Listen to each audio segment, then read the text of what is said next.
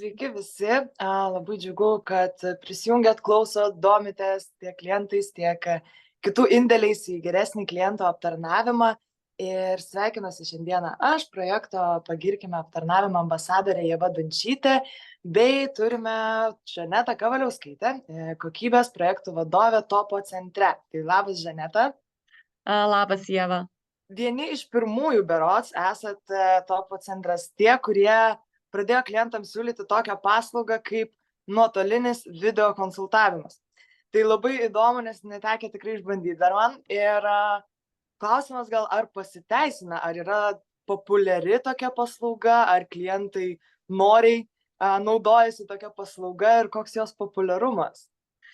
Tai iš tikrųjų šita paslauga pas mus Topo centre atsirado iš to, kad tiesiog pardavėjai ją jau pradėjo daryti. Ir kai pasiekė šita žinia back office, sakom, tai pabandom tada daugiau padaryti, nes pasirodo klientams to reikia.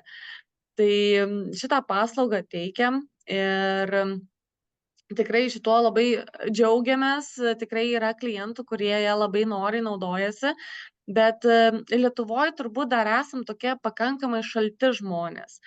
Pasiskaičius kokios nors ten apie klientų aptarnavimo, ten naujuosius trendus ir panašiai, tai irgi jau yra apie tai kalbama.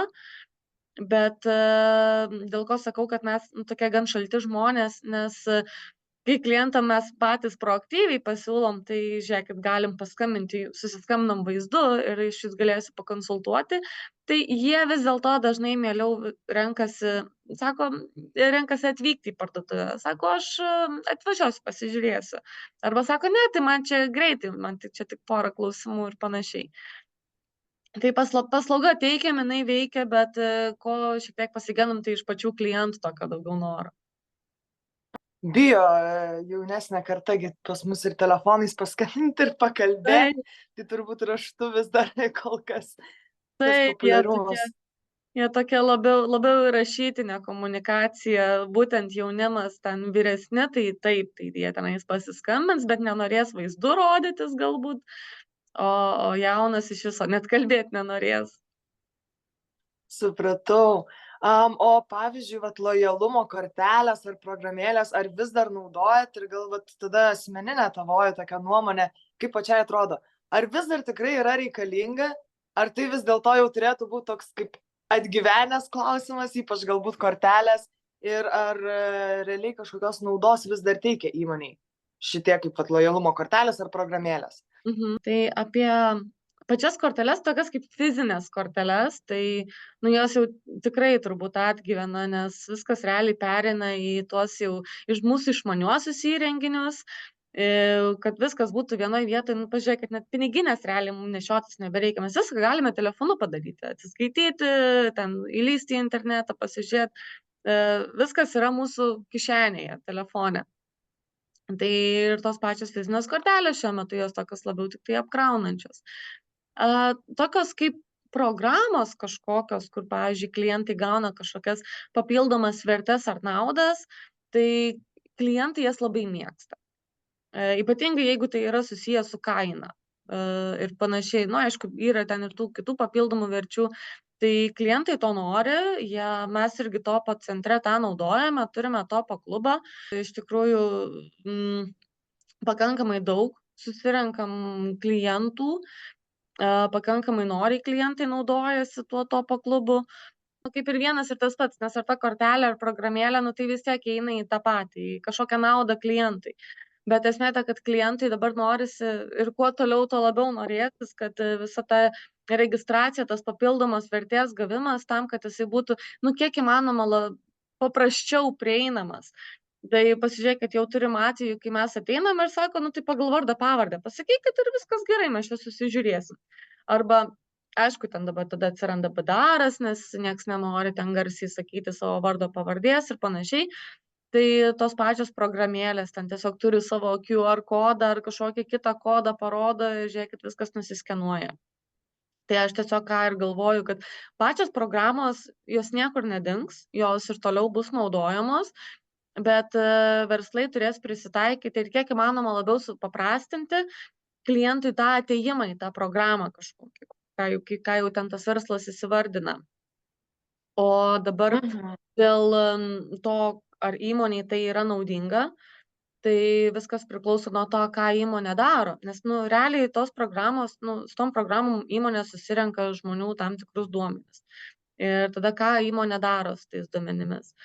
Ar nori pritraukti kažkokių naujų klientų, ar nori išlaikyti esamus klientus, siūlydami papildomas vertes už ten pakankamai ilgą tą narystę, ten išbūk 2 metus ir ten gausi labai didelę vertę kažkokią papildomą. Ar tiesiog yra noras siųsti kažkokius personalizuotus pasiūlymus tam klientui ar klientų grupėms pagal jų pirkimo istoriją ir panašiai. Tai čionais iš tikrųjų nuo kiekvienos įmonės priklauso. Jeigu įmonė tiesiog renka, kad būtų, bet niekas to nedaro, tai tada jokios vertės turbūt ir nebus. Tai svarbiausia yra išsikeltas tikslas. O kaip tik čia apie tą duomenų rinkimą ir ką su jais darot, apie kliento atsiliepimus. Ar renkat ir jeigu renkat, kaip naudojat? Nes šiaip, kad renka kažkokius atsiliepimus, tai turbūt beveik visos įmonės renka. Labai man klausimas, o ką su to daro? Nes yra tie, kur susirenka, paskaito ir maždaug tiek. Tai tada ir tikrai verta rinkti. Tai va, ar jūs renkat? Jeigu renkat, kaip ir o ką darot po to surinkę atsiliepimus? Tai rinkti renkam. Dabar turbūt sunkiai įsivaizduočiau sėkmingą verslą, kuris nerenka tų atsiliepimų, nes realiai klientų atsiliepimai labai daug pasako, ką apie tave kaip apie brandą ar kaip apie įmonę galvoja ir ko iš tavęs tikisi. Rinkti tikrai yra must. Susirinkti irgi yra, ta prasme, daugybė įvairių kanalų, kaip galima susirinkti visus tos atsiliepimus. Tai vienas yra ten kažkokios apklausos po apsipirkimo ar po kažkokios kitokios paslaugos suteikimo, ten tuos touch pointus išsigryninus ir ten klausiant, tai įvertink mus, ar čia mes viską gerai darom, jeigu ne, tai kas negerai, arba kaip tik kas patinka. Tada kitas būdas yra įsivertinti, kur dar žmonės apie tave kaip apie brandą gali kalbėti. Tai tokie kaip socialiniai tinklai, ten šiaip internete, kokie nors forumai, atsiliepimai ir panašiai. Tai čionais irgi labai svarbu yra tos duomenis nusiskreipinti. Ir aišku, tada yra, kur su kokiais išorės partneriais arba viduje tikrai galima pasidaryti kažkokius papildomus tyrimus. Vienas iš jų yra slapto pirkėjo tyrimas, kur gali labai gerai pasitikrinti, kaip veikia tam tikri procesai, kas veikia, kas neveikia, fokus grupės, interviu ir panašiai. Tai čionais iš tikrųjų tiesiog vietos fantazijai yra, kaip gali tos duomenis susirinkti. Ir dar vienas labai labai svarbus dalykas, Topo centre, kadangi turim tas fizinės parduotuvės ir turime tokius tiesioginius, kaip sakant, priešakinės linijos pardavėjus, tai jie tiek daug naudingos informacijos gauna apie tai, kas klientam okei ir kas ne okei. Tai kartais užtenka tiesiog nueiti į parduotuvę, nuvažiuoti ir su pardavėjais pasikalbėti. Tai jie viską išklos, viską papasakos. Tai tikrai daug. O dabar dėl to, ką darom su tais duomenim, tikrai labai gerai sakai. Yra įmonių, kurios ten susirenka, paskaito, okei, ir viskas, ir pasideda į stalčių. Tai čia naudos turbūt nėra labai daug. Tikrai reikia nuspręsti, ką tu nori daryti su tais duomenimis. Topo centre propaguojam tikrai tos klientų atsiliepimus, pati asmeniškai žiūriu, vertinu ir paskui tiesiog perduodu juos. O kas yra toliau daroma, tai tikrai ne vienus metus jau tą darau ir tikrai įmonė savo veiklą ir procesus iš tikrųjų pakreipia atsižvelgiant į tuos klientų atsiliepimus. Tai jeigu mes jeigu mes pastebėjom, kad prieš 2 metus klientai tikrai labai daug kalbėjo apie kažkokį dalyką X, kas jiems nepatinka, tai dabar šiandien jau apie šitą dalyką X klientai nebekalba, nes mes jį tiesiog susitvarkėm. O nežinau, gal kaip tik ir bus iš kokių klientų atėjus kokią nors idėją, kad klientai pasiūlė, gal dabar atsimenat, ką nors kaip pavyzdį, kad klientai burbėjo, kad nepatogu galbūt kažkas, arba kaip tik kažką pasiūlė papildomai, pasiėmėt ir pasiteisino. Mes turėjom internetinėje parduotuvėje turim atsiskyrę savo prekes, kurias turime vietoje ir kurios yra užsakomos iš tiekėjų. Ir mes tas prekes užsakomos iš tiekėjų buvome pažymėję vienaip. Ir klientai sako, kas čia per nesąmonė? Nu, sako, kažkaip neaišku čia pas jūs viskas. Ir tikrai buvo viena vat, net ne vienas, ten gal porą tų klientų tokių atsiliepimų, sako, jums reikėtų pakeisti į tokį ir tokį. Nu, mes tą ir padarėm. Ir viskas, ir dabar suprantam, kad klientams yra aiškiau, kokios čia yra tos mūsų prekės, kurias mes užsakom iš tiekėjų. O, va, labai gražu šiaip, nes žymėjimą pakeisti nėra labai kažkaip sudėtinga, turbūt iš tiesų Taip, toksai, o naudą pajunta mažas, klientai. taip, tikrai toks mažas dalykas, bet iš tikrųjų tokį didžiulį impactą padarė.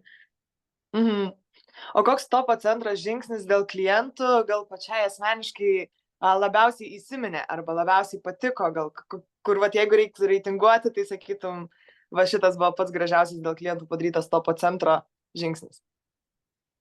Konsultacija gestų kalba. Tai šito irgi, ta prasme, man yra toks amazing dalykas. Nu, aš suprantu, kad žmonės kartais tam tikrą negalę, nedrįsta vieni eiti, ten kažko pasižiūrėti ir panašiai, jiems tada reikia kažkokios palydos. Bet kadangi mes jau teikiam tokią paslaugą, tai mes realiai tokiem klientam tiesiog galim pasiūlyti didesnį savarankiškumą.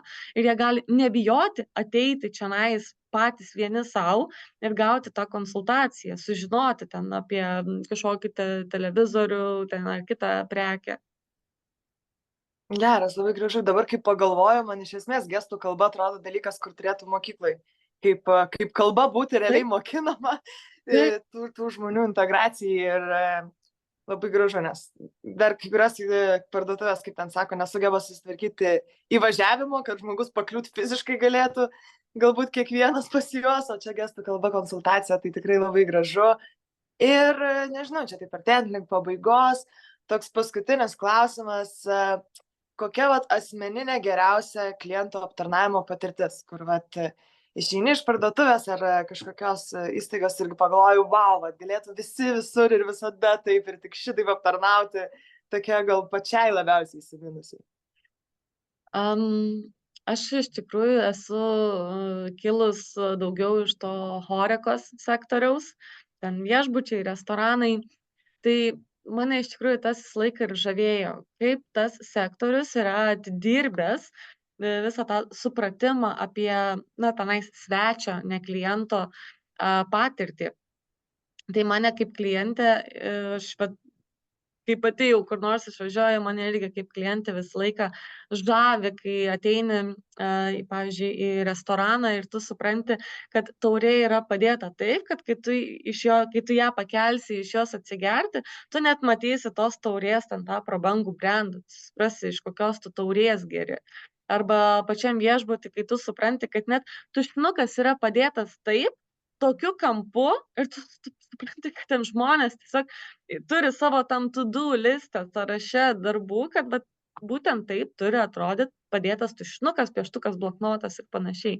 Nes būtent tos mažos detalės ir kuria tą patirtį ir būtent jų visuma. Tai man iš tikrųjų šitas visas sektorius labai žavi ir, sakyčiau, visi verslai galėtų būtent atsigręžti į tą svetingumą ir pasižiūrėti, kas tenais yra daroma, tas best practice ir pasimti į savo verslus ir nešti link savo klientų tą.